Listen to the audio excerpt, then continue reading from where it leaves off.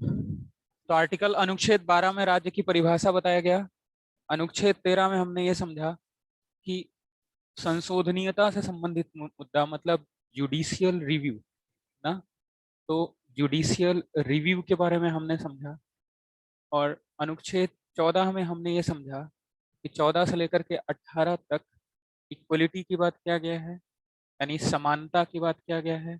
और इस समानता के तहत 14 में ये बताया गया है कि किस प्रकार की समानता होगी।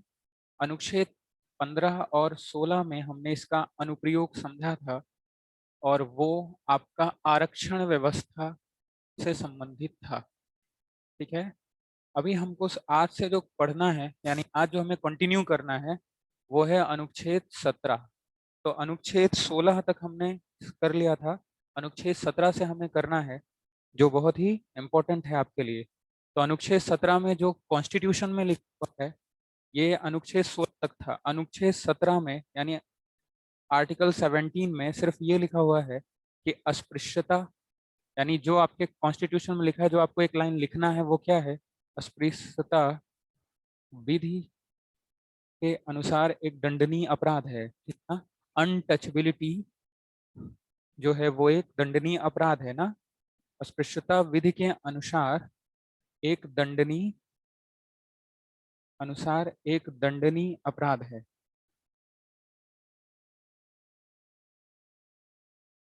यानी अनुच्छेद 17 में क्या लिखा हुआ है? अनुच्छेद 17 में लिखा हुआ है, आर्टिकल 17 में लिखा हुआ है, अस्पृश्यता विधि के अनुसार एक दंडनीय अपराध है। यानी अनटचेबिलिटी जो है वो एक दंडनीय अपराध है। अब how many types of untouchability and what is untouchability exact in our constituent assemblies mind, we can not say, because ये आपके संविधान में है ही नहीं। मतलब संविधान में जो शब्द लिखा हुआ है वो यही शब्द लिखा हुआ है। ठीक है ना? क्या लिखा हुआ है? अस्पृश्यता विधि के अनुसार एक दंडनीय अपराध है, यानी अनटचेबिलिटी जो होगा वो एक दंडनीय अपराध होगा। अब चूंकि इसके बारे में इल्यूबरेशन नहीं था कि व्हाट इज एक्चुअली अनटचेबिलिटी, सबसे पहला क्या है कि अस्पृश्यता क्या भारत में पाई जाती है? Is untouchability present in India?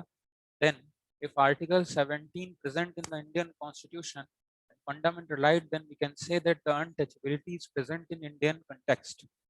How we can say that is present in Indian context? मतलब हम ये कह सकते हैं कि अगर अस्पृश्यता नामक शब्द आपके मौलिक अधिकार के अनुच्छेद 17 में पाया जाता है, इसका सीधा सा मतलब ये है कि संविधान में अगर अस्पृश्यता शब्द के बारे में कहा गया है, यानी संविधान सभा ने इस बात को ध्यान दिया है, इसका मतलब है कि भारत के अंदर अस्पृश्यता थी, यानी अनटचेबिलिटी था। ठीक है ना? अब ये इसका एग्जैक्ट मीनिंग की वो दंडनीय अपराध है, उसके पीछे का क्या दंड होगा, वो कैसे अस्पृश्यता हम किसको मानेंगे, वो हमारे कॉन्स्टिट्यूशन में प्रेजेंट नहीं था। और कॉन्स्टिट्यूशन में नहीं प्रेजेंट था, इसलिए संसद ने अस्पृश्यता निवारण अधिनियम बनाया। सबसे पहले जो अधिनियम बनाया उसका नाम था अस्पृश्यता निवारण अधिनियम। ये जो अस्पृश्यता निवारण अधिनियम बनाया, ये कब बनाया? तो उत्तर है कि 1955 में बनाया। क्या कहा गया? अस्पृश्यता विधि के अनुसार एक दंडनीय अपराध है, और विधि के अनुसार दंडनीय अपराध होने के लिए वो उसके क्या क्या अपराध होंगे और क्या दंड दिया जाएगा, that is not exactly clear in the Indian constitution. That's why कि हमने एक अधिनियम बनाया। कब बनाया? 1955 में। जिसका नाम क्या था? अस्पृश्यता निवारण अधिनियम, जिसका 1976 में नाम बदल करके नागरिक अधिकार संरक्षण अधिनियम कर दिया गया। यानी 1976 में इसका नाम बदल दिया गया और नागरिक अधिकार संरक्षण अधिनियम रख दिया गया। नागरिक अधिकार संरक्षण अधिनियम रख दिया गया। सबसे पहले आप इस बात को समझो कि अनुच्छेद 17 में क्या लिखा हुआ है। तो अनुच्छेद 17 में लिखा हुआ है अस्पृश्यता विधि के अनुसार एक दंडनीय अपराध है। इस पे कैसे और कितने प्रकार के दंड होंगे वो गिवन नहीं था इंडियन कॉन्स्टिट्यूशन में, भारतीय संविधान में। इस वजह से अस्पृश्यता निवारण अधिनियम 1955 बनाया गया, जिसका 1976 में नाम बदल करके नागरिक अधिकार संरक्षण अधिनियम कर दिया गया।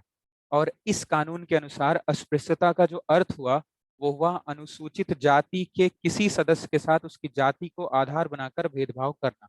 यानी इसका जो मतलब बताया गया, यानी इस कॉन्टेक्स्ट में इस अधिनियम में बताया गया कि क्या होता है अस्पृश्यता। अस्पृश्यता का मतलब क्या है? तो यहाँ पर इन्होंने बताया अस्पृश्यता का मतलब ये है अनुसूचित जाति तथा जनजाति, ठीक है ना, अनुसूचित अनुसूचित जाति तथा अनुसूचित जनजाति के लिए जाति सूचक शब्द से उनको प्रताड़ित करना या फिर जाति के आधार पर भेदभाव करना, ठीक है ना। किस प्रकार का भेदभाव करना समझते हैं। सबसे पहले अनुच्छेद 17 क्या कहता है कि अस्पृश्यता विधि के अनुसार एक दंडनीय अपराध है, अनटचेबिलिटी एक दंडनीय अपराध है। और ये कितना प्रकार का अपराध है या फिर इसमें क्या सजा होगी ये गिवन नहीं था इंडियन कॉन्स्टिट्यूशन में। तो क्या हुआ कि अस्पृश्यता निवारण अधिनियम 1955 बनाया, उसके बाद इसका नाम परिवर्तित कर दिया गया, इसी का नाम अस्पृश्यता निवारण अधिनियम का ही नाम परिवर्तित कर दिया गया। और वो नाम परिवर्तित करके क्या कर दिया गया, नागरिक अधिकार संरक्षण अधिनियम 1976 में किया गया ये। और उनके अनुसार क्या था अस्पृश्यता का मतलब, तो उनके अनुसार अस्पृश्यता यानी अनटचेबिलिटी का मतलब ये था कि अनुसूचित जाति यानी शेड्यूल कास्ट और अनुसूचित जनजाति यानी शेड्यूल्ड के लिए जो जाति सूचक शब्द कहे जाते हैं या फिर उनके साथ जो जाति सूचक भेदभाव होता है, जो जाति सूचक भेदभाव होता है वो क्या है, जो जाति सूचक भेदभाव होता है वही क्या है, अनटचेबिलिटी है, वही क्या है, अस्पृश्यता है, ठीक है ना। तो कहने का मतलब क्या है कि अस्पृश्यता का मतलब क्या है, अनुसूचित जाति तथा अनुसूचित जनजाति के लिए उनके व्यवहार में कहे जाने वाला शब्द। ये तो बात हो गया वन डे एग्जाम के लिए, ऐसे एग्जाम में क्वेश्चन आ सकता है। लेकिन अगर यूनियन पब्लिक सर्विस कमीशन में कोई भी बड़ा एग्जाम क्वेश्चन पूछेगा वो सिर्फ इतना ही नहीं पूछेगा। सबसे पहले हम ये बता देते हैं इसका मतलब क्या है, अस्पृश्यता अनुसूचित जाति और जनजाति में क्या मतलब, इसका क्या कहना चाह रहा है। ये कहना ये चाह रहा है कि जैसे किसी का भी जाति के आधार पर नाम लेना या उसको जाति सूचक शब्द कह के पुकारना, आटा चक्की या कहीं पर उसको ना जाने देना या फिर उसको कहीं सामाजिक जगह पर बैठने ना देना, इस आधार पर क्योंकि वो अनुसूचित जाति तथा अनुसूचित जनजाति का है, इसी को हम कहते हैं कि अस्पृश्यता है यानी अनटचेबिलिटी। जो इंडिया के कॉन्टेक्स्ट में उसका क्या मीनिंग है, उसका मीनिंग ये है कि एससी और एसटी को उनके जाति के आधार पर बुलाना या जाति के आधार पर उनको क्या करना कि भेदभाव करना, जो भी करना वो उनके जाति के आधार पर करना, यही क्या कहलाता है, नागरिक अधिकार संरक्षण अधिनियम। अब इसमें सजा क्या है, मतलब हम इसमें इस प्रकार अगर ऐसा कोई करता है तो क्या सजा है। तो अगर ऐसा कोई पहली बार करता है तो 1 माह से 6 माह तक का कारावास या 100 रुपए से 500 रुपए तक का जुर्माना दे दिया जाता है, ठीक है।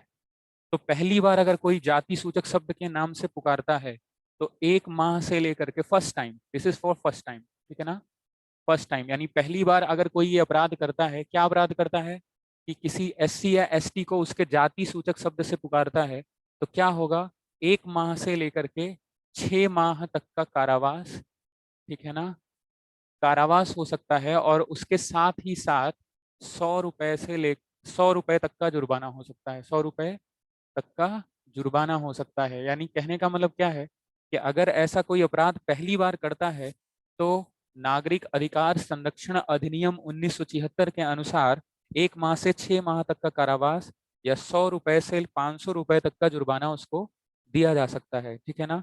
ये बात कहाँ बताया गया, तो आंसर है कि ये बताया गया आपका नागरिक अधिकार संरक्षण अधिनियम में 100 रुपए से 500 रुपए तक का जुर्माना दिया जा सकता है। अगर वो इंसान पहली बार करता है लेकिन वो सेकंड टाइम भी करता है यानी दूसरी बार भी वो यही अपराध करता है, क्या अपराध करता है, जाति सूचक शब्द से पुकारता है किसी शेड्यूल कास्ट और शेड्यूल ट्राइब को, तो क्या होगा, तो वहां पर होगा 6 माह से लेकर के 1 वर्ष तक का कारावास, 1 वर्ष तक का कारावास, और क्या हो सकता है 200 रुपए से 500 रुपए तक का क्या हो सकता है, तक का जुर्माना हो जाएगा। यानी अगर वो पहली बार ऐसा अपराध करता है तो 1 माह से 6 माह तक का कारावास और 100 से 500 रुपए तक जुर्माना। अगर ये दूसरी बार करता है तो 6 माह से 1 वर्ष तक का कारावास और 200 से 500 रुपए तक का जुर्माना। अगर ये ऐसा थर्ड टाइम करता है यानी सुधरता ही नहीं, तीसरी बार थर्ड टाइम करता है या उससे ज्यादा करता है तो क्या होगा, या थर्ड और मोर देन थर्ड करता है तो क्या होगा, 1 वर्ष से लेकर के 6 वर्ष तक का कारावास, ठीक है ना, या 2 वर्ष, सॉरी 1 वर्ष से 2 वर्ष तक का कारावास, कारावास उसको हो सकता है। अगर वो कब करता है तो आंसर है वो थर्ड टाइम करता है। यानी फर्स्ट टाइम करता है तो 1 माह से 6 माह तक का कारावास, 1 रुपए से या 100 रुपए से 500 रुपए तक का जुर्माना। दूसरी बार करता है तो 6 माह से 1 वर्ष तक का कारावास, 200 500 रुपए से जुर्माना। और अगर वो तीसरी बार करता है तो 1 वर्ष से 2 वर्ष तक का कारावास, और यहाँ पर 500 रुपए से लेकर के 1000 रुपए तक का जुर्माना उसको देना पड़ सकता है। यानी कहने का मतलब क्या है कि सबसे पहले आर्टिकल 17 ये बोलता है कि अस्पृश्यता विधि के अनुसार एक दंडनीय अपराध है। इस पे दंड कैसे बनेगा और इस पे कैसे काम करेगा, तो उसके लिए पहले अस्पृश्यता निवारण अधिनियम बना गया 1976 में, जिसका 1976 में नाम बदल दिया गया और उसका नाम रख दिया गया नागरिक अधिकार संरक्षण अधिनियम 1976। इसमें कहा गया कि अस्पृश्यता का मतलब यह है अनुसूचित जाति अनुसूचित जनजाति को विभिन्न स्थानों पर ना जाने देना, जाति के आधार पर जाति सूचक शब्द का प्रयोग करना, बहुत सारी चीजें हैं, उनको हम क्या कहेंगे कि अस्पृश्यता है। और अगर ऐसा कोई इंसान पहली बार करता हुआ पाया जाएगा तो 1 माह से 6 महीने तक का कारावास हो सकता है, 100 से 500 रुपए तक का जुर्माना हो जाएगा। अगर वो दूसरी बार करता हुआ पाया जाएगा तो 6 माह से 1 वर्ष तक का कारावास हो सकता है, 200 से 500 रुपए तक का जुर्माना हो जाएगा। अगर वो तीसरी बार करता है तो 1 वर्ष से 2 वर्ष तक का कारावास हो जाएगा, और 500 से 1000 तक का जुर्माना उसको हो सकता है। ऐसा कब हो सकता है? जब वो तीसरी बार करता है। इसके आगे जब हम चलते हैं तो 1989 में, मतलब 1989 में संसद ने अनुसूचित जाति और अनुसूचित जनजाति अत्याचार निवारण अधिनियम बनाया। ठीक है ना, ये हम करते हैं। ये तो कब था? तो 1989 के पहले था। लेकिन 1989 में एक और व्यवस्था बनाई गई, अनुसूचित जाति अनुसूचित जनजाति। देखिए, ये व्यवस्था कब तक थी? तो ये व्यवस्था थी 1989 तक। 1989 से एक व्यवस्था बनाई गई, अनुसूचित जाति अनुसूचित जनजाति अत्याचार निवारण अधिनियम, यानी 1989 में एक व्यवस्था बनाई गई, जिसको हम क्या कहते हैं? वो क्या व्यवस्था बनाई गई? वो व्यवस्था ये बनाई गई, अनुसूचित जाति यानी SC ST अत्याचार, SC ST एक्ट, या फिर SC ST अत्याचार निवारण निवारण अधिनियम, ये बनाया गया। और ये जो निवारण अधिनियम बनाया गया, इसमें 3 बातें बताई गई। जो पहली बात, सबसे पहले ऐसा जान लो कि ये जो व्यवस्था पहले चली आ रही थी, ये कब तक चली?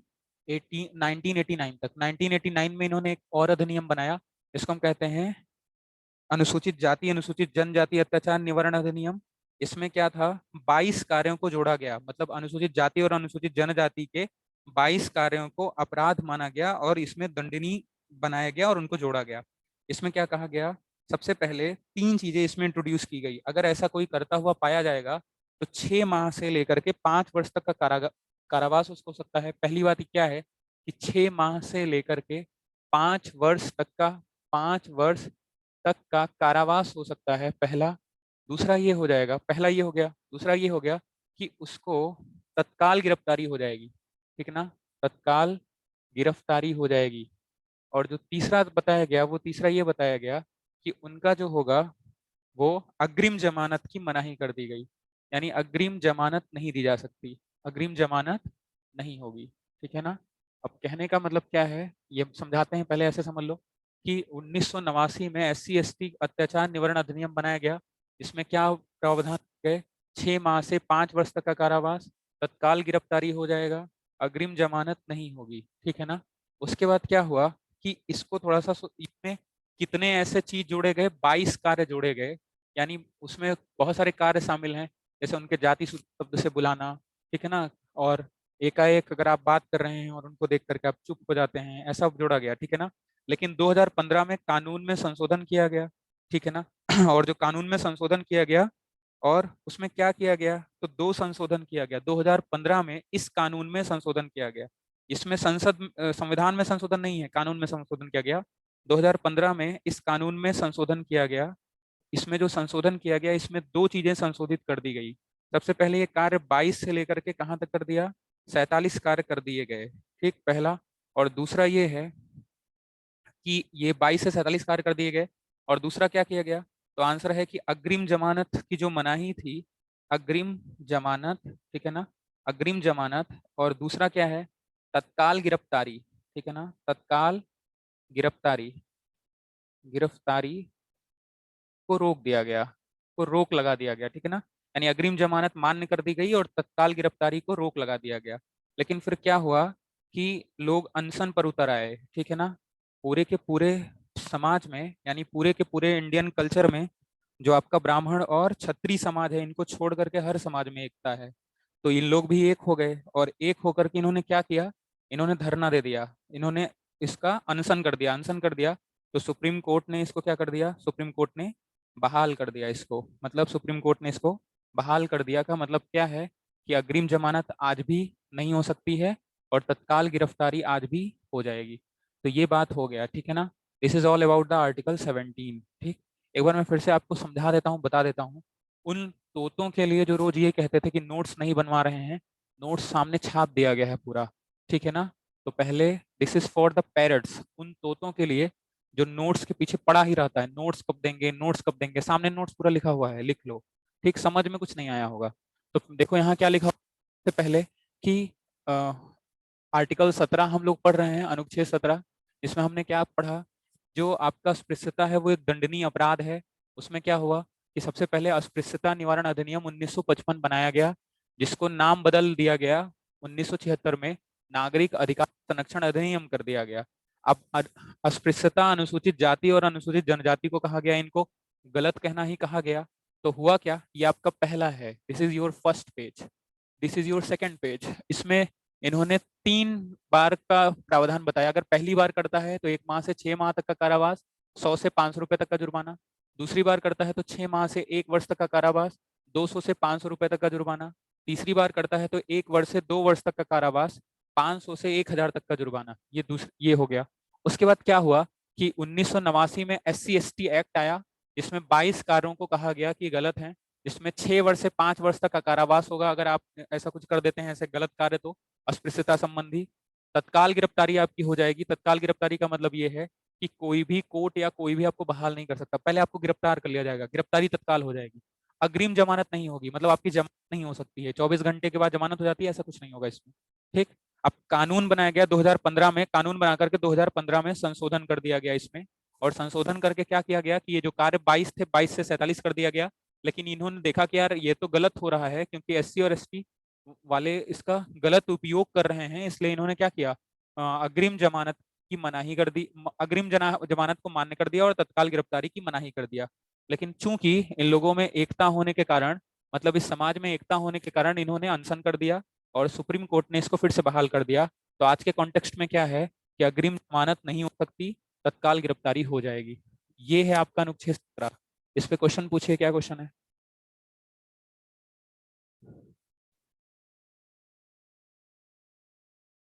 वनडे एग्जाम में कैसे क्वेश्चन कैसे पूछा जाएगा, तुम लोग एकदम परेशान हो गया है वनडे एग्जाम के लिए, मुझे समझ ही नहीं आता है, पता नहीं कौन से वनडे एग्जाम की तैयारी कर रहे हो, तुम परेशान हो गया है। क्या लिखा है यहाँ पे, सर लिखवा दीजिएगा, और क्या लिखवाएं हम यहाँ पर, मुझे एक एक शब्द छाप दिए, हम इसको लिखवाएं। एकदम बच्चों की तरह आप बिहेव करते हो, सही बता रहा हूँ। मतलब आपकी क्लास में आने के पहले मुझे बहुत डर लगता है। मतलब क्या बताएं, ऐसा कोई क्लास नहीं हुआ कभी कि जहां पर आने के लिए डर नहीं लगे। आपके क्लास में आने के लिए मुझे बहुत डर लगता है। उसका कारण ये है कि आप लोग इतना ज्यादा एक एक शब्द यहाँ पर लिखवाने के बाद भी पता नहीं क्या और लिखवा दें। तो आप चाहते हो एकदम हाथ पकड़ के लिखवाएं, क्या बताएं, जाने दीजिए। देखिए क्या लिखा है इसमें, अग्रिम जमानत एक बार फिर से बता दीजिए, लिखवा तो दिए हैं, क्या करोगे तुम लोग जान करके, इसी में तो लगा रहता है तुम लोग की, लिखवा दीजिए। मैं ऐसा देखता हूँ कि तुम लोग ये समझता है कि वही टीचर बेस्ट है जो बिल्कुल लिखवा दे, एक लाइन से पूरा हिंदी छपवा दे, क्या बताएं। छोड़िए, आपकी मर्जी, आपकी लाइफ है। ग्रेजुएट हो गए हैं आप लोग, क्या कहें हम, ग्रेजुएट हैं आप, इसमें से सभी लोग लगभग ग्रेजुएट ही होगा। ग्रेजुएट होने के बाद भी अगर तुम लोग इतना नहीं जान पा रहा है कि लिखवाना चाहिए कि नहीं, सर आप समझा दीजिए, हम लोग लिख लेंगे। खुशबू श्रीवास्तव, सर फिर क्या लिखा है,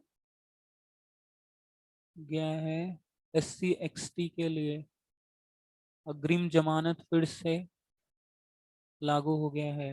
हाँ, सुप्रीम कोर्ट ने बहाल कर दिया था इसको।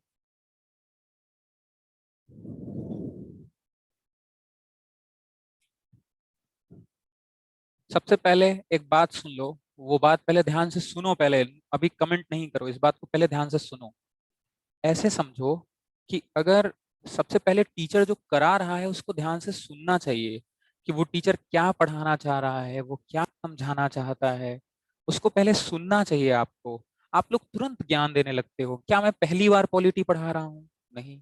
इंडियन पॉलिटी ऐसा तो है नहीं कि मैं पहली बार आपको पढ़ा रहा हूँ, कि मैं आपको पढ़ाते पढ़ाते सीख रहा हूँ, ऐसा तो है नहीं। लेकिन आप लोग बिल्कुल नहीं समझता है, बिल्कुल। अब एक एक शब्द यहाँ बोल रहे हैं, लिख रहे हैं, आप उसको लिखिए अपनी कॉपी में। अब उसको क्या लिखवाएं मुझे नहीं समझ में आता है। इसको आप लिखोगे तो क्लास 12th की क्लास चलने लग गई। कोई भी टीचर अगर सिर्फ और सिर्फ लिखवाएगा तो वो डिक्टेट कैसे कर पाएगा, उसको समझाएगा कैसे? और अगर वो समझाएगा तो 100.1% श्योर है कि वो कुछ ना कुछ छोड़ देगा, मतलब समझा नहीं पाएगा। और आपको ज्यादा जरूरी क्या है? लक्ष्मीकांत में एक एक शब्द लिखा हुआ है, बेरेक्ट में एक एक शब्द लिखा हुआ है, इसका बासु में एक एक शब्द लिखा हुआ है, जाके पढ़ लो। तो अगर लिखना ही है तो आप एक तो किताब खरीद लाओ मार्केट से, बासु आज खरीद लाओ, डीडी बासु, ठीक है ना? दास दुर्गादास बासु है, खरीद लाइए, छाप डालिए एक एक शब्द उसका। क्या पा जाएंगे उससे आप? क्या मिल जाएगा? मुझे समझ ही नहीं आता ये बात को। अगर आप उसकी किताब का एक एक शब्द अपनी कॉपी में लिख लेंगे तो उससे क्या मिल जाएगा? अभी आपको समझ में आ नहीं रहा है अग्रिम जमानत का मतलब क्या हुआ है, लेकिन प्रसन्न हो गया होगा कुछ लोग, क्योंकि नोट्स तैयार हो गया एकदम। क्या करोगे ऐसे नोट्स का जहां कुछ समझ ही नहीं आएगा? रटने वालों का एरा का इंड हो रहा है धीरे धीरे। उत्तर प्रदेश पीसीएस भी अब ये क्वेश्चन पूछना बंद कर रहा है, इस बात को पहले समझो। कि अभी यूपी पीसीएस भी क्वेश्चन पूछना बंद कर दे रहा है। जितना भी तोते लोग थे, इनके एरा का इंड हो गया है। और लगभग मुझे तो उस दिन बहुत खुशी होगा जिस दिन ये फैक्चुअल पूछना ही बंद कर देगा, ताकि आपका प्रतिपन्न मतित्व तो समझ में आए कि कितना आपका माइंड है। पता नहीं क्या परेशान होता है आप एकदम आप लोग लिखवाने के लिए। बस लिखवा ही दीजिए, लिखवा दिए हैं लोग। पर फिर से पता नहीं क्या है। देखो एक बार मैं समझा देता हूँ, मैं एक बार बार बार ये कह रहा हूँ, अगर फिर से आप इस बात को समझ लीजिए, मुझे कोई इंटरेस्ट नहीं आपको इस बात को बार बार समझाने के लिए कि आप लिख बार बार ये मत कहिए कि लिखवा दीजिए, वो मुझसे नहीं हो पाएगा, वो हो नहीं सका है। उसका कारण ये है कि मैंने कभी भी अपने मतलब जब भी मैं पढ़ाया हूँ, अब इसको तुम कुछ भी कह दो, ये घमंड की भावना कहो या कुछ भी कहो, मुझे कोई फर्क नहीं पड़ता, मुझे कौन क्या कहता है। लेकिन मैंने कभी ऐसा किया ही नहीं है कि फैक्चुअल एक तो किताब रट लिए उसी को लिखवा रहे हैं, ऐसा मैंने कभी नहीं किया।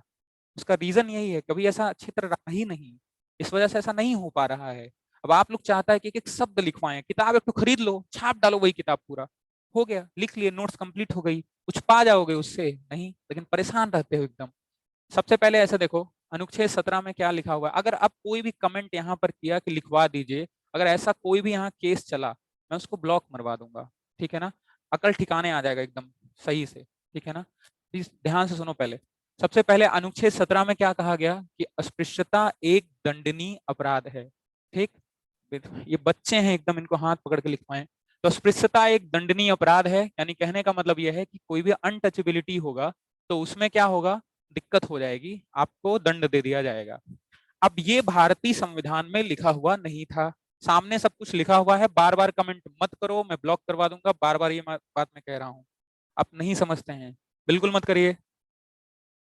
हटाइए इनका कमेंट, हटा दीजिए यहाँ से, कमेंट हटा दीजिए, हम देखेंगे ही नहीं, कमेंट दिख ही नहीं रहा आप लोग का। तो सबसे पहले ये बात है कि अनुच्छेद 17 ये कहता है कि अस्पृश्यता एक दंडनीय अपराध है, का मतलब सिर्फ और सिर्फ ये है कि अगर कोई भी इंसान अस्पृश्यता यानी छुआछूत करते हुए पाया जाएगा तो वो उसको दंड दिया जाएगा। क्या मतलब है इसका? इसका मतलब ये है कि अगर आप किसी ऐसे व्यक्ति को जो इतने साल से दबाया गया, इतने साल से शोषित किया गया, अगर आप उसके साथ गलत करते हैं, उसको किसी भी सार्वजनिक जगह पर जाने से मना ही करते हैं, इवन दो कि आप उसको कटवाने नहीं देते हैं, ठीक है ना, सार्वजनिक जगह पर बैठने नहीं देते हैं, सार्वजनिक वाहन में नहीं बैठने देते हैं, उसको जाति सूचक आधार से उसको बुलाते हैं, या फिर जाति के आधार पर संपर्क रखने से आप मना करते हैं उसको, तो वो क्या है? वो ये है कि वो गलत है। तो क्या सर एससी और एसटी की ही जाति के सूचक शब्द कहना ही सही है, बाकी किसी को हम जाति सूचक शब्द से बुला सकते हैं? सवाल जाति सूचक शब्द से बुलाना नहीं है, अस्पृश्यता का बिल्कुल मतलब नहीं होता है। इंडियन कॉन्स्टिट्यूशन में अनटचेबिलिटी का जो मतलब है वो मतलब यहाँ पर कास्ट से है, लेकिन अनटचेबिलिटी का मतलब कास्ट नहीं होता है, इस बात को समझो। अब तुम लोग जानता ही नहीं होगा ये, उसका रीजन क्या है? तुम लोग रट लिया है ना पूरा एक तो फैक्ट। क्या होता है अनटचेबिलिटी का मतलब? एक भी लोग नहीं बता पाएगा अभी अनटचेबिलिटी का मतलब क्या है। बस वो यही बताएगा कि ऐसे विशेष जातियों को छुआछूत नहीं करना चाहिए, यही पता ही रहता है। तो पहले ध्यान से सुनना सीखिए। तो अनटचेबिलिटी यानी अस्पृश्यता का मतलब यह है कि जो इंसान एक समाज में निम्न स्तर का है, अब वो एक जाति हो सकता है, वो रंग भी हो सकता है, वो धर्म हो सकता है, वो आर्थिक अवस्था भी हो सकती है, लेकिन भारत में जो अनटचेबिलिटी है वहां पर उसका जो लेना देना है वो एक विशेष जाति से था। ये जरूरी नहीं है कि अनटचेबिलिटी का मतलब वही हो।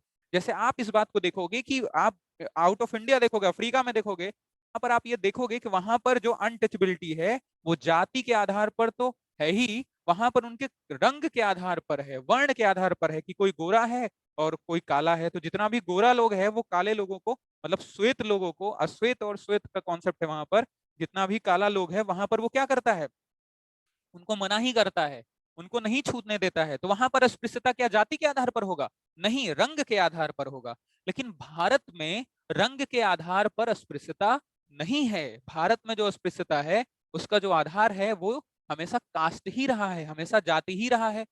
अब ये केवल एक मनोदशा, एक मानसिक दशा है जो लोगों ने धीरे धीरे बना दिया कि इस कास्ट का लोग कम जानकार है, इस कास्ट का लोग कम योग्य है, इस कास्ट का लोग ज्यादा योग्य है। धीरे धीरे ये लोग, मतलब धीरे धीरे अभी जो भारत में मॉडर्न में जो ट्रेंड चल रहा है वहां पर भी ये अस्पृश्यता को रंग का आधार देने की कोशिश कर रहा है धीरे धीरे, कि जितना भी लोग गोरा है वो उसको जीने का अधिकार है, he is a beautiful, she is a beautiful, या ही इज अ हैंडसम। लेकिन जितना भी लोग काला है वो नहीं है। तो गोरे और काले का आधार कहाँ है? अफ्रीका में। लेकिन इंडिया में धीरे धीरे हो रहा है कि फर्जी सा यहाँ पर प्रोडक्ट भी बिक जाते हैं इस आधार पर। तो ऐसे कोई भी आधार जो सामाजिक रूप से, राजनीतिक रूप से या आर्थिक रूप से किसी के साथ भेदभाव करता हो, अगर हम उसको मनाही करते हैं, उसके साथ छुआछूत करते हैं, तो उसको अस्पृश्यता कहा जाएगा, उसको हम अनटचेबिलिटी कहते हैं। ये हुआ अनटचेबिलिटी का कॉन्सेप्ट, यानी अनटचेबिलिटी का मतलब जाति से है ही नहीं। लेकिन भारत देश में अनटचेबिलिटी का कॉन्सेप्ट जाति से है। क्यों है? उसका कारण ये है कि यहाँ पर जो छुआछूत रहा है हमेशा, वो छुआछूत यहाँ पर कास्ट को लेकर के ही रहा है। कास्ट को लेकर के रहा है का मतलब क्या है कि यहाँ पर अनटचेबिलिटी का जो कॉन्सेप्ट है वो कास्ट से ही है। और अगर अनटचेबिलिटी का कास्ट से ही मतलब है तो अस्पृश्यता निवारण अधिनियम बनाया गया 1955 में। ये क्यों बनाया गया? ये इसलिए बनाया गया क्योंकि अनुच्छेद 17 में इस बात को क्लियरिफाई, मुझे एक लोग ज्ञान दे रहा है, पता नहीं क्या ज्ञान दे रहा है, तुम लोग क्या बताएं। यहाँ पर अनुच्छेद 17 में ये बात बताया गया कि अस्पृश्यता एक दंडनीय अपराध है। अब उसमें ये कितना दंड दिया जाएगा, कितने वर्ष का दंड दिया जाएगा, क्या क्या दंड दिया जाएगा, और अस्पृश्यता का एग्जैक्ट मीनिंग क्या होगा, ये बात नहीं दिया हुआ था अनुच्छेद 17 में। अनुच्छेद 17 में यही दिया हुआ था कि अस्पृश्यता एक दंडनीय अपराध है और वो कुछ भी हो सकता है। लेकिन फिर क्या हुआ कि 1955 में अस्पृश्यता निवारण अधिनियम बनाया गया। अब जब ये 1955 में अस्पृश्यता निवारण अधिनियम बनाया गया तो इसका नाम परिवर्तित कर दिया गया नागरिक अधिकार संरक्षण अधिनियम 1976। यानी 1976 में इसका नाम बदल दिया गया, और इसका नाम बदल करके क्या कर दिया गया, नागरिक अधिकार संरक्षण अधिनियम। ठीक, ये बात समझ में आया? अब इस नागरिक अधिकार संरक्षण अधिनियम में क्या बात बताई गई है? वो ये बात बताई गई है कि जो अस्पृश्यता है, उस अस्पृश्यता का मतलब ये होता है कि किसी शेड्यूल कास्ट, शेड्यूल ट्राइब, अनुसूचित जाति और अनुसूचित जनजाति के लोगों को विशेष छुआछूत करना। अब वो सामाजिक रूप से, राजनीतिक रूप से, आर्थिक रूप से, तीनों रूप से हो सकता है। अब अगर ऐसा कोई करता है तो उसके लिए क्या दंड दिया गया, तो वो यहाँ दिया गया है। उसके लिए अगर वो फर्स्ट टाइम यानी पहली बार करता है तो 1 माह से 6 माह तक का कारावास। मतलब अगर कोई किसी को जाति सूचक शब्द से पुकारता है तो क्या होगा, उसको जेल जाना होगा। कितना? 1 माह से 6 माह तक वो जा सकता है, या फिर उसके साथ साथ वो जुर्माना भी दे सकता है, 100 रुपए से लेकर के कितना, 500 रुपए तक का जुर्माना। अगर वो दूसरी बार ऐसा करता हुआ पाया जाएगा तो उसको 6 माह से 1 वर्ष तक का कारावास हो जाएगा, और वो 200 से 500 रुपए तक का जुर्माना भी दे सकता है। अगर ऐसा तीसरी बार करता हुआ भी पाया जाएगा या उससे ज्यादा पाया जाएगा तो 1 वर्ष से 2 वर्ष तक का कारावास और 500 से 1000 तक का जुर्माना हो जाएगा। ये व्यवस्था चली आ रही थी, लेकिन 1989 में, क्या बोलेंगे इसको, 89 तो बोलेंगे, हाँ, 1989 में SC ST अत्याचार निवारण अधिनियम लाया गया, जिसमें कितने कार्य बताए गए, 22 कार्य बताए गए। और वो क्या क्या कार्य हैं वो नेट पे पढ़ना है, अब वो इंपॉर्टेंट नहीं है। ठीक, एक दिमाग में उतना ही जा सकता है जितना जाना चाहिए। उसमें क्या बताया गया? पहला काम कि 6 माह से लेकर के 505 वर्ष तक का कारावास आपको हो सकता है। तत्काल गिरफ्तारी, अब ये तत्काल गिरफ्तारी और अग्रिम जमानत का मतलब क्या होता है ये समझ लो। इसका मतलब ये है कि आपने ये देखा होगा, मतलब मैंने तो देखा है, अपनी आंखों से देखा है, हरियाणा हो गया। अभी जो हरियाणा वाला जो राज्य है, मतलब ऐसे बहुत सारे राज्य हैं, मैं एक स्पेसिफिक नाम नहीं ले रहा हूँ, लेकिन आप ऐसे समझ लो कि हरियाणा में क्या होता है। तो हरियाणा में यही होता है कि आपको पता ही होगा कि यूपी और बिहार में ऐसा होता है कि वो लोग गुंडा राज चलता है, लेकिन उससे कितना ज्यादा गुंडा राज वहां चलता है। तो पर क्या होता है कि जैसे कि कोई मान लो कि फंस गया SC/ST एक्ट में, वो क्या हो गया, अपना जमानत ले ली, और जमानत लेने के बाद क्या होगा, तत्काल गिरफ्तारी उसका होगा नहीं, और तत्काल गिरफ्तारी नहीं होगा तो वो जमानत ले लेगा। उसी जमानत को हम कहते हैं अग्रिम जमानत। तो अगर वो अग्रिम जमानत ले लेगा तो फिर क्या होगा, फिर वो मार्केट में जाएगा, पूरा इतना खौफ बना देगा कि वहां पर जो रियलिटी होता है, जो ग्राउंड स्टेट है, जो ग्राउंड लेवल का मतलब रियलिटी है, वो रियलिटी ही गायब हो जाएगा। कहने का मतलब क्या है, यहाँ पर पुलिस कुछ नहीं कर पाएगा, इतना उसने डरा दिया कि कुछ कर ही नहीं सकता है। आप बहुत मूवी भी देखा होगा।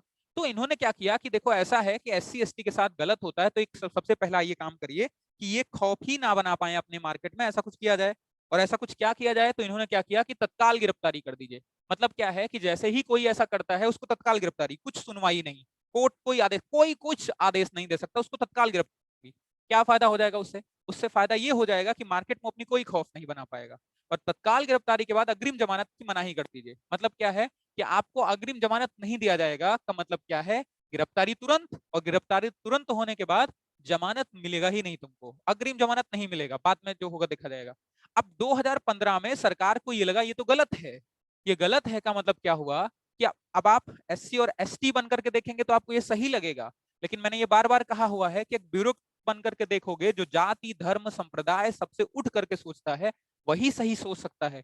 लेकिन यहाँ के ब्यूरोक्रेट्स तो नोट्स मांगते हैं। तो यहाँ पर मतलब मैं सबकी बात नहीं कर रहा। तो यहाँ पर क्या हो रहा है कि कानून 2015 में संशोधन कर दिया इन्होंने, और इन्होंने क्या देखा कि ये जो अग्रिम जमानत का कॉन्सेप्ट है ये गलत है। यहाँ पे सही लोग भी फंस जाता है यार। और सही लोग फंस जाने का मतलब क्या है कि उसने नहीं कहा है ऐसा, फिर भी वो फंस जाता है। और तत्काल गिरफ्तारी को बंद किया जाए। हम क्या कर देंगे कि इसको थोड़ा सा वक्त तो दो, उसकी सफाई में कहने का वक्त तो दो। तो इन्होंने क्या कर दिया, संशोधन कर दिया 2015 में। लेकिन फिर क्या हुआ कि संशोधन करने के बाद अनशन पर उतर आए ये लोग, और सुप्रीम कोर्ट ने हाल कर दिया, फिर से कर दिया कि ठीक है, अग्रिम जमानत अभी भी नहीं हो सकता और तत्काल गिरफ्तारी हो जाएगा। अब ये कॉन्सेप्ट है अनुच्छेद 17 का, अनटचेबिलिटी का कॉन्सेप्ट है। ठीक है ना? यहाँ तक बात समझ में आया होगा। ठीक, अब हम चलते हैं आर्टिकल 18 पर, एबोलिशन ऑफ टाइटल्स। अब बताओ यहाँ तक कोई दिक्कत तो नहीं है? एक बार मैसेज ओपन करिए। समाज के वर्ण व्यवस्था का छुआछूत, यार मत समझाइए भैया।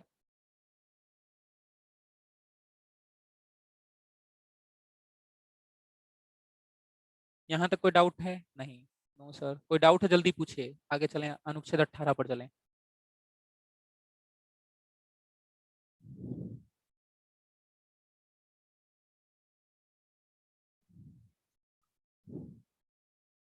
ये है अनुच्छेद 17। ठीक है, अब हम चलते हैं अनुच्छेद 18 पर। भी अनुच्छेद 18 क्या है वो समझते हैं, एबोल्यूशन ऑफ टाइटल्स। अब तुम कोई भी किताब में देखोगे उसमें सिर्फ यही लिखा हुआ है, उपाधियों का निषेध, खत्म। आगे चलो। अब समझ में आना चाहिए, वो ज्यादा इंपॉर्टेंट है। देखिए, एवोल्यूशन ऑफ टाइटल्स यानी उपाधियों का जो है वो क्या, निषेध है। तो सबसे जो अनुच्छेद 18 है, व्हाट्स द टॉक अबाउट, क्या लिखा हुआ है इसमें? दीपशिखा पांडे? नहीं सर, कोई डाउट नहीं है, ठीक है दीपशिखा पांडे जी। अब चलते हैं अनुच्छेद 18 पे, उपाधियों का निषेध, एवोल्यूशन ऑफ टाइटल्स।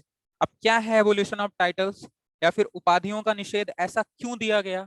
ठीक है ना, ऐसा कॉन्स्टिट्यूएंट असेंबली में ने बनाया ही क्यों?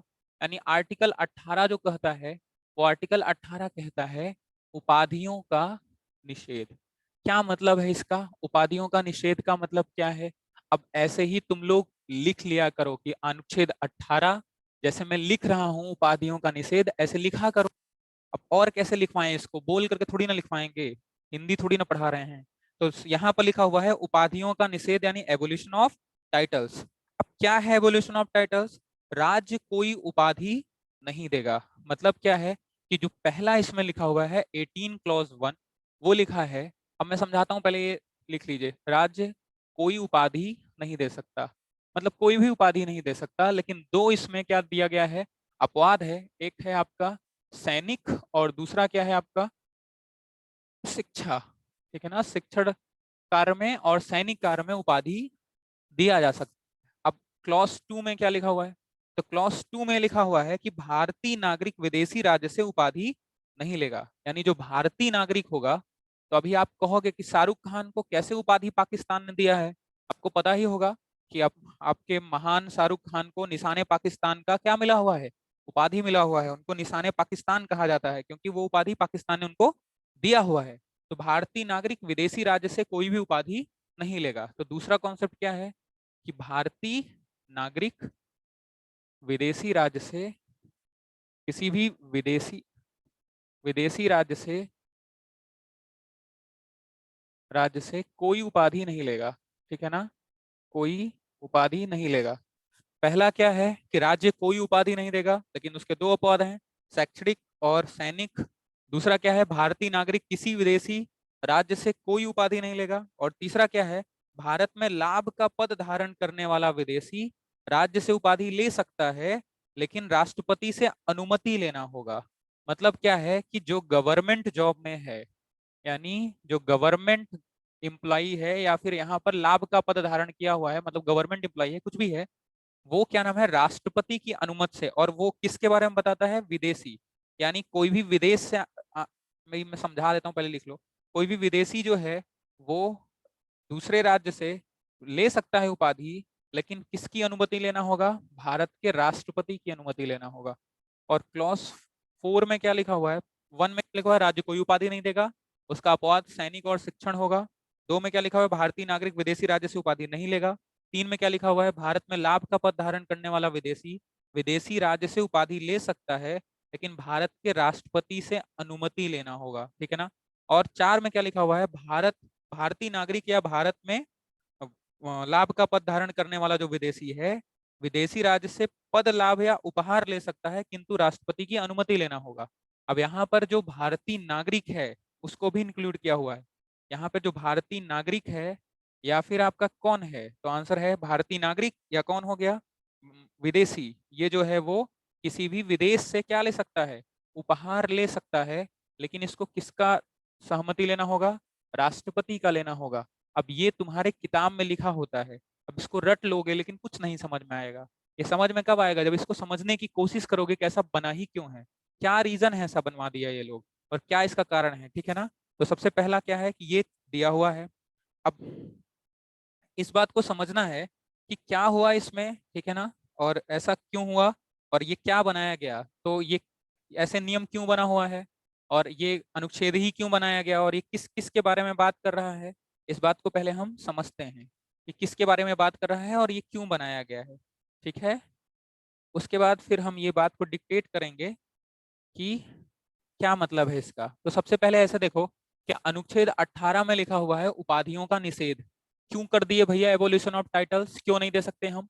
तुम ऐसे समझ लो कि भारत एक ऐसा देश रहा है जहां पर लोगों को ऐसा ही उपाधि मिल जाता है। ऐसा ही उपाधि मिल जाने का मतलब क्या है, उनका नाम क्या होगा, दरोगा। और वो दरोगा होंगे नहीं, उनके गांव में आप जाएंगे तो दरोगा नहीं रहेंगे, लेकिन उनको लोग दरोगा दरोगा कहता रहता है। बचपन से दरोगा कह रहे हैं तो उनको दरोगा ही कह दिए। या फिर किसी को कुछ भी नाम से उपाधि दे दिए, उपहास कर रहे हैं किसी को। I am not saying that SC और ST, किसी की मैं बात कर रहा हूँ कि उनको कोई भी उपाधि दे दिए, मतलब किसी की कभी भी, जैसे महात्मा गांधी, ठीक है ना, एक महात्मा की उपाधि दे देना। क्या वो एक महात्मा थे, तो वो लोगों पर निर्भर करता है। अब उनका नाम किसी भी कॉन्स्टिट्यूशन में महात्मा गांधी नहीं लिखा होगा। क्यों, क्योंकि महात्मा जो उपाधि दी गई वो भारतीय के अनुसार दिया गया, राष्ट्रपिता महात्मा गांधी। अब ये जो राष्ट्रपिता की उपाधि है, ये भी किसने दिया, इंडियंस ने, the legend of Bhagat Singh ना। अब द लीजेंड का जो दिया गया उपाधि वो किसके द्वारा दिया गया, भारतीयों के द्वारा दिया गया। इसी को हम कहते हैं टाइटल्स। तो सर सही बात तो है, टाइटल्स देना चाहिए, लेकिन प्रॉब्लम ये है कि भारत में टाइटल्स का यूज भी है और बहुत लंबा मिसयूज भी रहा है यहाँ पर। और बहुत लंबा मिसयूज होने के कारण संविधान सभा के निर्माताओं ने समझा यहाँ पर उपाधि कोई भी किसी को भी दे देता है और वो गलत है, उसका कोई आधार नहीं होता है, लॉजिक नहीं होता है। तो इस वजह से देखो कि यहाँ पर क्या होता है, जैसे किसी को भी कुछ भी उपाधि दे देते हैं। कोई भी टीवी शो चल रहा है, वहां पर बड़े आराम से मजाक उड़ाता रहता है किसी भी धर्म के अनुयायियों का। ऐसा ही हो रहा है, ठीक है ना। तो क्या होता है कि उपाधियों का निषेध कर दिया, एवोल्यूशन ऑफ टाइटल, कि हम कोई टाइटल नहीं देंगे तुमको। टाइटल का मतलब ऐसे समझ लो कि जैसे कोई भी इंसान एक अच्छा काम कर रहा है तो उसको जेम्स बॉन्ड कह देते हैं, किसी भी कोई भी लड़की बहुत तेज है पढ़ने में तो उसको हम द ग्रेट मैथमेटिशियन कह देते हैं या मैथमेटिशियन कह देते हैं, ठीक है ना। तो कहने का मतलब क्या है कि कुछ भी उपाधि दे देना, कुछ भी कह देना, टाइटल दे देना, ये क्या है, निषेध है, आर्टिकल 18 में लिखा हुआ है, आप ऐसा नहीं कह सकते हैं। अब वो तो महानता है उसकी कि, या उसका ये महानता है कि वो नहीं जाता है कोर्ट में, अदरवाइज केस हो जाएगा आपके खिलाफ, आप ऐसे किसी को उपाधि नहीं दे सकते हैं। तो पहला क्या है कि राज्य कोई उपाधि नहीं देगा, मतलब कहने का कि भारत सरकार किसी को कोई उपाधि नहीं देगा, मतलब वो किसी को कुछ नहीं कहेगा, लेकिन दो इंसानों को वो कह सकता है, सैनिक को कमांडर इन चीफ, जैसे हम क्या कहते हैं कमांडर इन चीफ, या फिर अब ये कमांडर इन चीफ क्या है, तो क्या है उपाधि ही, कमांडर है ये, कप्तान है ये, what is this meaning of commander, ये उपाधि ही है, टाइटल ही है। कौन दे रहा है, लेकिन ये राज्य, राज्य उपाधि किसी को नहीं दे सकता, लेकिन दो लोगों को दे सकता है, एक शिक्षण आधार पर कोई भी साइंटिस्ट है, और दूसरा सैनिक आधार पर, ये दो आधार पर राज्य किसी को भी उपाधि दे सकता है। तो दिया हुआ है कि इनको हम क्या कहते हैं, कमांडर इन चीफ कहते हैं, इनको कमांडर कहते हैं, सुपरिंटेंडेंट इनको कहते हैं, कुछ भी कहते हैं। तो ये जो है वो राज्य दे सकता है उपाधि, लेकिन उसका आधार क्या होना चाहिए, सैनिक या शिक्षण होना चाहिए। दूसरा पॉइंट ये कहा कि भारतीय नागरिक विदेशी राज्य से कोई उपाधि नहीं ले सकता है, जैसे निशाने पाकिस्तान, किसको कहा गया है, शाहरुख खान को उपाधि दिया गया है निशान ए पाकिस्तान, और वो उपाधि उनको किसने दिया है, पाकिस्तान ने उपाधि दिया हुआ है, जिसको उन्होंने स्वीकार किया हुआ है। जैसे सचिन तेंदुलकर को क्या कहा गया है, order of Australia, order of Australia, Australia ने उनको उपाधि दिया हुआ है, तेंदुलकर को क्या कहा है, ऑर्डर ऑफ ऑस्ट्रेलिया, उनके किस गुण के कारण, इस गुण के कारण उन्होंने कभी भी अपना जवाब अपने मुख से नहीं दिया, अपने बैट से दिया। तो भारतीय नागरिक विदेशी राज्य से कोई भी उपाधि नहीं ले सकता है। अब इनको ऐसा कैसे मिल गया, अभी हम समझते हैं उसको, लेकिन ले नहीं सकता, ये बात जान लो। तीसरा जो लिखा हुआ है कि यहाँ पर कोई भी गवर्नमेंट जॉब में कोई भी है, और अगर वो इंसान विदेश का है, ऑस्ट्रेलिया का है, फ्रांस है, यूनान का है, कहीं का भी है, भारत में अगर आकर के वो रहता है, तो क्या वो कोई उपाधि ले सकता है, नहीं। एक शर्त पर वो ले सकता है कि अगर यहाँ के राष्ट्रपति ये बात बोल दें कि भैया हाँ आप ले सकते हैं उपाधि, हमको कोई दिक्कत नहीं है, तो वो ले सकता है, अदरवाइज वो नहीं ले सकता है। भारतीय नागरिक या कोई भी विदेशी जो है, अगर क्या उपहार ले सकता है किसी विदेश से, तरह की ले नहीं सकता है, लेकिन अगर राष्ट्रपति अनुमति अनुमति दे देते हैं तो हाँ वो उपाधि ले सकता है। जैसे नरेंद्र दामोदर मोदी को जहां जाते हैं वहां पर उपहार ही मिलता रहता है, तो किसकी सहमति से ले सकते हैं, राष्ट्रपति की सहमति से ले सकते हैं। अदरवाइज भारतीय नागरिक या कोई भी विदेशी जो वहां पर रहता हो, वो विदेश से कोई भी उपहार नहीं ले सकता है। ठीक, इंडिया में नियम बनाए ही जाते हैं तोड़ने के लिए, तो जैसे ही ये बना वैसे ही पहले ही बार बना ही था 1954 में, क्या किया गया, इसको तोड़ दिया गया, पद्मश्री, ठीक है ना, ऐसे उपहार देने शुरू कर दिए गए। तो 1954 में पद्म भारत रत्न, पद्म विभूषण, पद्म भूषण और पद्मश्री जैसा सम्मान शुरू हो गया, ठीक है ना, यानी भारत रत्न देने लग गए 1954 में ही। मतलब ये नहीं है कि कोई सोना चांदी जाकर दे देते हैं, रत्न जाकर के दे देते हैं, ऐसा नहीं होता है। उनको भारत रत्न सम्मान से नवाजा जाता है, जिनको उपाधि दिया जाता है भारत रत्न, ये ठीक है ना, जिनको भी दिया गया है भारत रत्न, ठीक है ना, पद्म विभूषण, ऐसे टाइटल्स दिए जाने लगे। कब दिए जाने लगे, 1954 में। जब ये 1954 में भारत रत्न, पद्मश्री या पद्म विभूषण या ऐसे सम्मान दिए जाने लगे, तो क्या हुआ कि 1908 जेबी कृपलानी नाम के एक व्यक्ति ने इनकी आलोचना किया कि ये गलत है, ऐसा क्यों कर रहे हो तुम, आर्टिकल 18 में तो लिखा हुआ है उपाधि तो दे ही नहीं सकते थे, भारत रत्न, पद्म विभूषण, पद्मश्री ऐसा देने का, तो ये तो गलत है, दिया ही नहीं जा सकता है, आप ऐसा भारत रत्न, पद्म विभूषण, पद्म भूषण या पद्मश्री नहीं दे सकते हैं। लेकिन अब इस बात को कोई ऐसे माना नहीं, लेकिन 1978 में गैर कांग्रेसी सरकार पहली बार आई, और गैर कांग्रेसी मतलब कांग्रेस के अलावा कोई सरकार, गैर कांग्रेसी सरकार ने इस पर रोक लगा दिया। किस पर रोक, पर, विभूषण पर, पद्म भूषण पर और पद्मश्री पर, ये चार प्रकार के जो टाइटल इंडिया में चल रहे थे। क्यों चल रहे थे, क्योंकि 1954 में इसकी शुरुआत की गई, भारत रत्न से, पद्म विभूषण से, पद्म भूषण से, पद्मश्री से, ये चार प्रकार के टाइटल लोगों को दिए जाते थे जो नहीं दिए जा सकते, क्योंकि आर्टिकल 18 में लिखा, तो आर्टिकल 18 में लिखा हुआ है। तो 1978 में गैर कांग्रेस की सरकार आई, और ये जो गैर कांग्रेस की सरकार आई, इन्होंने क्या किया, इस पर रोक लगा दिया, मतलब इन्होंने रोक दिया कि हम ऐसा कोई भी टाइटल किसी को भी नहीं देंगे, क्योंकि हमारा कॉन्स्टिट्यूशन इसकी खिलाफत करता है, ये रोक लगा दिया। अब क्या हुआ कि फिर से एक बार क्या हुआ, तो 1980 में इसको फिर से बहाल कर दिया गया। बहाल कर दिया गया का मतलब क्या है कि यहाँ पर रोक लगाया गया था, लेकिन 1980 में इसको बहाल कर दिया गया, यानी फिर से पद्मश्री, पद्म विभूषण ऐसे सम्मान दिए जाने लगे। फिर क्या हुआ कि जब ये बार बार कभी रोका जा रहा है, कभी दिया जा रहा है, कभी रोका जा रहा है, कभी दिया जा रहा है, ऐसा मामला चलता ही रहा, तो लास्ट में इसको हु डिसाइडेड दिस थिंग? तो आंसर है the supreme court decided what is right और व्हाट इज रॉन्ग। तो 1996 में बालाजी राघवन केस गया कोर्ट में, और 1996 केस गया बालाजी राघवन, बालाजी राघवन केस गया, और बालाजी राघवन केस में सुप्रीम कोर्ट ने अपना फैसला सुनाया। कि क्या फैसला सुनाया? कि उपाधि दो प्रकार की होती है, एक सम्मान में दी जाती है, ठीक है ना, जो इसको हम गुड कहते हैं, जिसको देने से कोई दिक्कत नहीं है, और एक है अपमान में दी जाती है, जिसको हम बैड कहते हैं, यानी ये अपमानजनक उपाधि है। तो भारत में जो दी जाने वाली उपाधि है, भारत में जो दिया जाने वाला ये सब चीज है, वो सम्मान में दिया जाता है। अवार्ड जिसको कहते हैं, सम्मान में जो दिया जाता है उसको हम उपाधि नहीं कहते हैं, उसको हम अवार्ड कहते हैं। जो अपमान में दिया जाता है या फिर जो बैड तरीके से दिया जाता है उसको हम टाइटल कहते हैं। तो कॉन्स्टिट्यूशन में जो टाइटल का मतलब है वो ये है। लेकिन हम जो यहाँ पर पद्मश्री, भारत रत्न या पद्म विभूषण ऐसे जो दे रहे हैं, वो अवार्ड है, वो कोई टाइटल नहीं है। उसको हम अच्छे मैनर में लेंगे, यानी वो सम्मान सूचक है।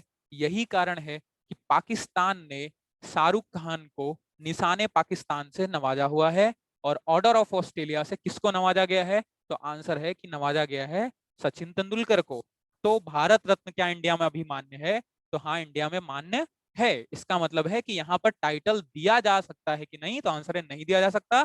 जो दिया जाता है वो क्या है? अवार्ड है। इसीलिए तुम छोटी छोटी चुटकुटिया टाइप किताब में देखे होगे कि पहला भारत रत्न किसको अवॉर्डेड किया गया, अवार्ड किसको दिया गया। अब वो टाइटल नहीं है, कुछ किताबों में लिख देता है वो लोग, उनको कुछ पता है ही नहीं, कुछ भी छाप देते हैं।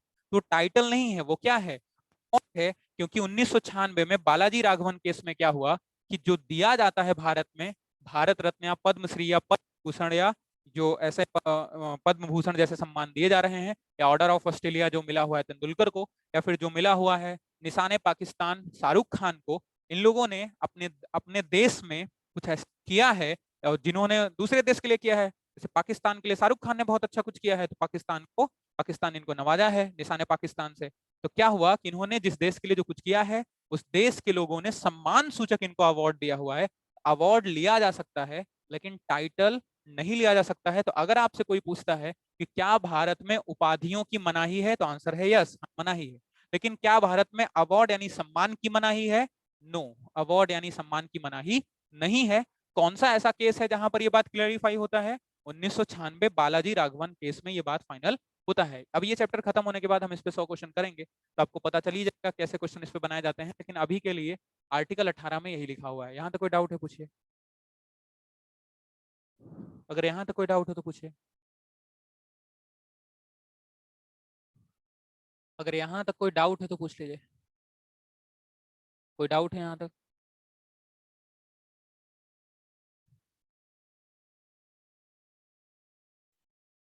अगर यहाँ तक कोई डाउट हो तो एक बार पूछ लो। आर्टिकल 18 तक कोई डाउट है तो पूछिए, नहीं डाउट है तो क्या लिखा है इसमें सर?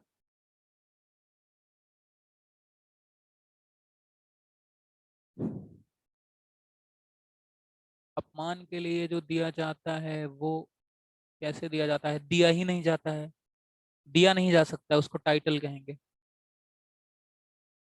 यहाँ मैं बता रहा हूँ कि अपमान के लिए नहीं दिया जाता है। उसमें कौन है ये? मंजू प्रजापति। जो दिया जाता है उसको कैसे दिया जाता है जब अपमान के लिए दिया ही नहीं गया है? तो आप बता दें कौन सा दिया गया है भैया। और श्वेता सिंह मौसर।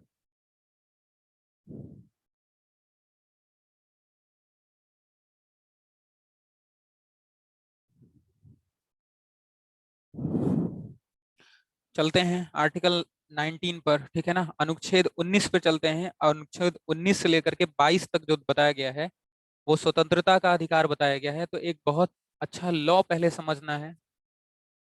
पता नहीं क्या मैसेज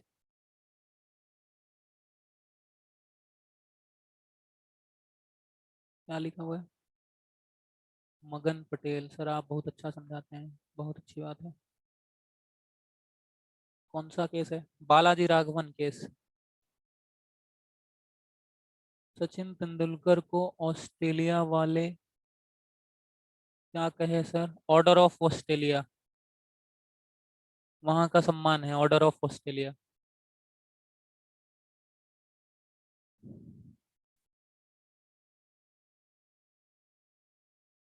और डाउट नहीं दिख रहा है। चलिए अभी आर्टिकल 19 पर चलते हैं।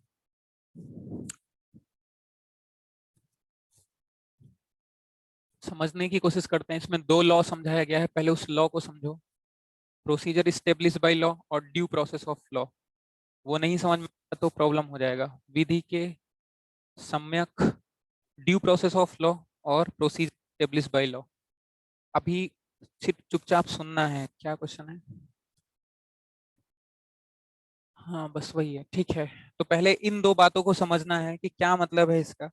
लेकिन इसको समझने के पहले पहले मैं इसमें बता देता हूं आपको कि आर्टिकल 19 क्लॉज 1 और ए क्या कहता है। स्वतंत्रता का अधिकार में अनुच्छेद 19 से लेकर के 22 तक है। तो अनुच्छेद 19 में 6 प्रकार की स्वतंत्रता बताई गई है। उसमें सबसे पहले हमको समझना है प्रोसीजर स्टेब्लिश बाय लॉ और ड्यू प्रोसेस ऑफ लॉ, ठीक है ना। सबसे पहले इस लॉ के दो टाइप को समझना है। अननेसेसरी कमेंट नहीं करिए, ठीक है ना। अननेसेसरी कम हटा दीजिए भैया, कमेंट हटा दीजिए इनका। तो दो लॉ है। जो पहला क्या है? प्रोसीजर स्टेब्लिश बाय लॉ, यानी प्रोसीजर स्टेब्लिश बाय लॉ। और दूसरा क्या है? Due process of law. अभी ये दो लॉ को समझते हैं कि क्या मतलब होता है इनका। ड्यू प्रोसेस ऑफ लॉ क्या है और प्रोसीजर स्टेब्लिश बाय लॉ क्या है, और मेनका गांधी केस में कैसे ड्यू प्रोसेस ऑफ लॉ को यहाँ पर दिखाया गया, यानी what is the meaning of the procedure establish by law और ड्यू प्रोसेस ऑफ लॉ का क्या मतलब, इन दोनों को लॉ का मतलब क्या है, ठीक है ना। इस बातों को पहले समझते हैं, ठीक है ना। कि ड्यू प्रोसेस ऑफ लॉ क्या है और प्रोसीजर स्टेब्लिश बाय लॉ क्या है, यानी विधि के द्वारा स्थापित प्रक्रिया और विधि की सम्यक प्रक्रिया में क्या अंतर है।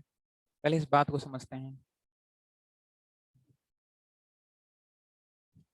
ठीक है। देखो, तो देखो इसको ध्यान से कि विधि के द्वारा स्थापित प्रक्रिया और विधि की सम्यक प्रक्रिया का मतलब क्या होता है। इस बात को पहले समझते हैं कि क्या बात है और ये क्या कहना चाहता है, ठीक है ना। और हम आर्टिकल 19 क्लॉज ए को समझने के पहले पहले ये समझते हैं कि what is the meaning of the liberty and, मतलब फ्रीडम और लिबर्टी का क्या मतलब है, ठीक। Grammatically there is no difference between liberty and freedom. Liberty और फ्रीडम का दोनों में व्यवहारिक, अगर ग्रामेटिकली देखें तो कोई अंतर नहीं है, लेकिन अनुच्छेद 19 के अनुसार इसमें अंतर है। तो आर्टिकल आर्टिकल 19 और आर्टिकल 21, अब ये दो आर्टिकल में दो ठो वर्ड यूज किया गया है। जो दो वर्ड यूज किया गया है उसमें जो पहला है दैट इज व्हाट फ्रीडम, और जो दूसरा है दैट इज व्हाट लिबर्टी, ठीक है ना। तो फ्रीडम और लिबर्टी, इसको समझने के पहले हमको एक कॉन्सेप्ट समझना होगा जिसको हम क्या कहते हैं, लिबरल। लिबरल क्या होता है वो पहले ध्यान से सुनना होगा। अब ये एक कॉन्सेप्ट है, ये तुम्हारे किसी वनडे एग्जाम में नहीं आएगा, इसलिए बहुत हिंदी के चक्कर में मत रहना। तो फ्रीडम मतलब स्वतंत्रता, लिबर्टी मतलब भी स्वतंत्रता होता है। हिंदी में नहीं समझ सकते हो क्योंकि दोनों का मतलब स्वतंत्रता ही होता है, लेकिन ये दोनों वर्ड अलग हैं और इन दोनों का अब इंडियन कॉन्स्टिट्यूशन हिंदी में नहीं लिखा हुआ है। उन दोनों जगह स्वतंत्रता लिख दिए हैं वो लोग, लेकिन इंग्लिश में वो वर्ड अलग है। और अगर इसका मतलब मैं नहीं समझाऊंगा तो आर्टिकल 19 कभी समझ में नहीं आएगा। इसका मतलब है कि पहले लिबरल का मतलब समझना होगा कि व्हाट इज लिबरल। लिबरल किसको कहते हैं, ठीक है ना। What is liberal, who is liberal, liberty किसको कहते हैं, लिबरल किसको कहते हैं, ठीक है ना। इस बात को पहले हमको समझना होगा कि what is the difference between freedom and liberty, यानी इन दोनों में क्या अंतर है, लिबरल का मतलब क्या है।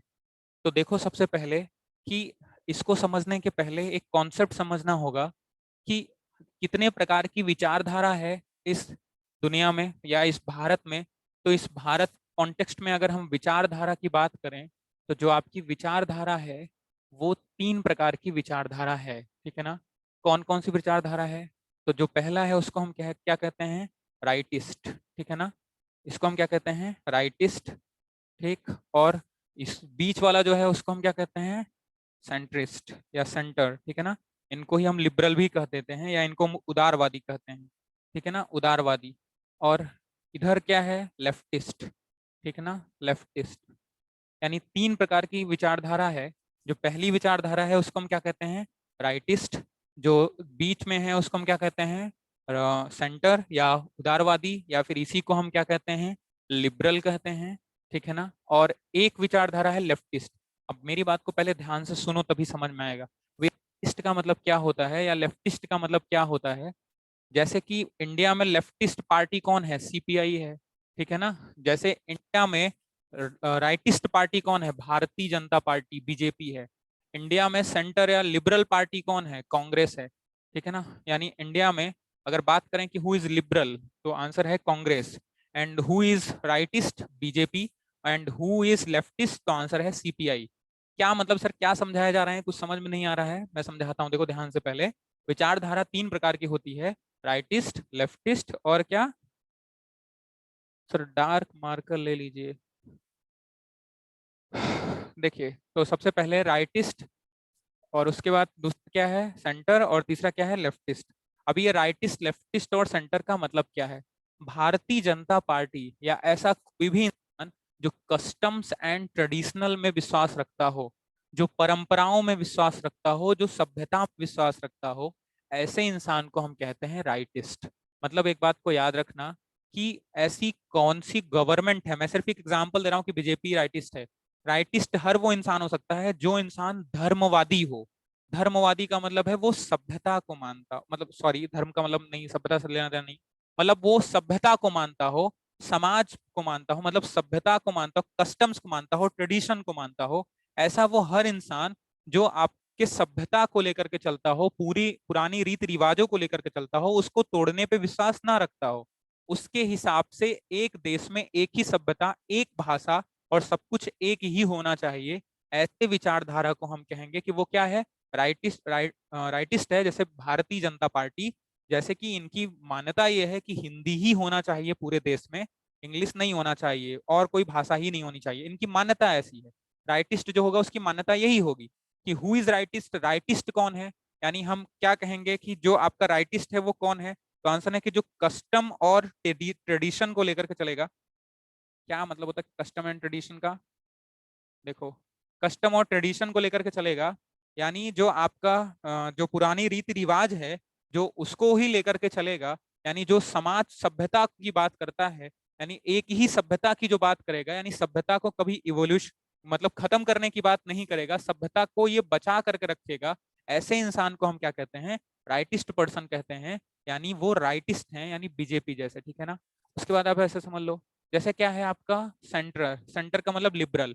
अभी लिबरल लोग क्या चाहता है और लेफ्टिस्ट क्या चाहता है, ये जो है वो आपका सोशलिज्म चाहता है। सोशलिज्म जैसे ममता बनर्जी की पार्टी, ठीक है ना, दीदी की पार्टी जो है वो सोशलिज्म। सोशलिज्म का मतलब क्या है, समाजवाद। ये लोग समाजवाद को लेकर के चलता है, मतलब समाजवादी लोग है ये। समाजवादी पार्टी की मैं बात नहीं कर रहा हूँ। भारत में जितना भी ये समाजवादी पार्टी के नाम पर ये जितना भी पार्टी है, इनके जितने भी नेता हैं, एक लाइन से सब जेल में जाने लायक हैं। वो एक को समाजवादी नहीं है। समाजवादी पार्टी बन जाने से समाजवादी हो जाना ये निर्भर नहीं हो जाता, इस बात को समझ लेना। मैं किसी पार्टी की बात नहीं कर रहा हूँ, मैं एक बात कर रहा हूँ, पता नहीं कौन सी पार्टी है। मतलब जो भी पार्टी है जो समाजवाद की बात करती है, इसका मतलब ये है कि वो समाजवादी हो गया, ऐसा बिल्कुल नहीं है। जिसकी नीतियां समाजवादी हों, ठीक। तो भारतीय जनता पार्टी यानी, सॉरी, पार्टी को छोड़ जाएगा, मुझे कोई लेना देना वैसे भी नहीं है किसी पार्टी वार्टी से। ठीक है ना। तो कहने का मतलब क्या है कि ऐसा वो हर इंसान जो कस्टम और ट्रेडिशन को मानता हो, या फिर जो सभ्यता और समाज की बात करता हो, उसको हम क्या कहेंगे, राइटिस्ट। ऐसा वो हर इंसान जो सोशलिज्म यानी समाजवाद को मानता हो। समाजवाद का मतलब ये है कि जैसे आप ऐसे समझ लो कि ये इंसान किसको मानेगा, अंबानी को, अंबानी जैसे लोगों को माने, जितना भी बड़ा क्लास लोग है, इनकी सुरक्षा इनके ही हाथ में रहती है, इनको राइटिस्ट कहते हैं। और जितना भी ऐसा लोग है जो पुअर क्लास फैमिली वाला लोग है, जैसे इंदिरा गांधी थी, ठीक है ना, ऐसे जितना भी लोग है जो समाजवाद को मानते हो। समाजवाद का मतलब है कि सबको हाथ में बराबर का अधिकार। स्वतंत्रता से पहले इनके ये क्या माने रखता है, पैसा बराबर बंटना चाहिए। हमको स्वतंत्रता नहीं चाहिए, हमको समानता चाहिए, हमको समाजवाद चाहिए। असल में कहने का मतलब क्या है, अगर 100 रुपए आ रहा है तो सब में बंटेगा। ऐसा नहीं है कि जो जितना कमा पाए ले जाओ, ऐसा बिल्कुल नहीं है। मतलब कहने का है कि जो जितना कमा पाए वैसा ले जाओ, ऐसा सिद्धांत है ही नहीं है। सिद्धांत समाजवाद में ये है, सब लोग अगर जैसे मेहनत करेगा वैसे उसको फल मिलेगा। यहाँ पर ऐसा नहीं है कि आप एक ऐसे समझ लो एक कंपनी है, वो सिर्फ और सिर्फ कुर्सी पर बैठा हुआ है, हम बेरोजगार और मजदूर लोग बेचारा है वो मेहनत किए जा रहा है और पूरी कंपनी ही खड़ा कर दिया, और इसको मिलता कितना है, ज्यादा से ज्यादा 500 रुपए मजदूरी, और इस मालिक को सब कुछ मिल जाता है। तो समाजवादी क्या कहता है कि ऐसा बिल्कुल नहीं होना चाहिए, जब ये कंपनी बन जाएगी तो बराबर का हिस्सेदारी इनको मिलेगा जितना इन्होंने मेहनत किया हुआ है। ठीक, इसको हम कहते हैं सोशलिज्म यानी समाजवाद। तीसरा जो लोग होता है उसको हम कहते हैं उदारवाद यानी लिबरल। अब लिबरल यानी उदारवाद का मतलब क्या है? लिबरल या उदारवाद का मतलब है सेंटर। सेंटर का मतलब क्या है? मतलब ये है, आप ऐसे समझ लो, लिबरल या उदारवाद किसको कहते हैं? जो फ्री ट्रेड में विश्वास रखता है। मतलब कहने का है ये ऐसे विश्वास रखता है कि देखो भैया, सबको बराबर का हक नहीं मिलना चाहिए। जो जितना जैसे दिमाग लगा पा रहा है, जिसको जितना जैसे बेवकूफ बना पा रहा है बनाएगा, जो जितना तेज है वैसे ही क्या होगा, उस फॉर्म करेगा, वैसे ही वो डेवलप होगा। तो ये इंसान बिलीव करता है ह्यूमन पावर पर, कि जो जैसे जितना भी तेज है वैसे वो काम करेगा। ये किस पर बिलीव करता है? कि देखो, एक ऐसा ऑर्गेनाइजेशन होगा जो हम सबको बराबर का अधिकार देगा।